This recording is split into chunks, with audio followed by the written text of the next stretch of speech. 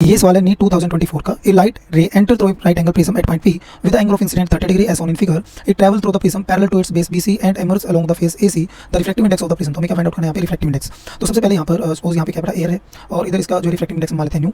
अब यहाँ पे हम यूज करेंगे किसका स्नेल्स लॉ का। According to Snell's law 1 refractive index of air into sin 30 ये किसके होगा refractive index of prism mu into sin यहाँ पे एंगल मान लेते हैं इसको मान लेते हैं r और ये एंगल हमारे पास मान लेते हैं c। तो क्या आ जाएगा sin r।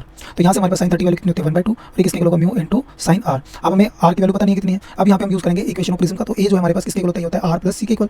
तो a की वैल्यू यहाँ पे कितनी है 90 डिग्री। तो यहाँ से r की वैल्यू हमारे पास कितनी आएगी 90 माइनस c। तो यहाँ पे r की वैल्यू पुट करेंगे म्यू sin 90 माइनस c। तो यहाँ पे 1/2 इसकी वैल्यू हमारे पास क्या आ जाएगी mu into sin 90 minus c। 90 minus theta किसके होता है cos थीटा की। तो अब हमें वैल्यू फाइंड आउट करनी है किसकी cos c की। तो cos c की वैल्यू कैसे फाइंड आउट करेंगे। तो यहाँ पे हम दोबारा से क्या लगाएंगे जो है स्नेल्स लॉ। तो न्यू इनटू sin c ये किसके होगा 1 इंटू sin 90। sin 90 की वैल्यू क्या होती है 1। तो यहाँ से हमारे पास sin c की वैल्यू कितनी आ जाएगी 1/न्यू। तो sin को हम कन्वर्ट करेंगे किसमें cos में। तो cos c किसके होगा √1 माइनस sin स्क्वायर थीटा होता है। तो sin की वैल्यू कितनी है 1/न्यू का होल स्क्वायर। इसको सोल्व करेंगे तो हमारे पास cos c की वैल्यू आ जाएगी कितनी √μ स्क्वायर माइनस 1/न्यू।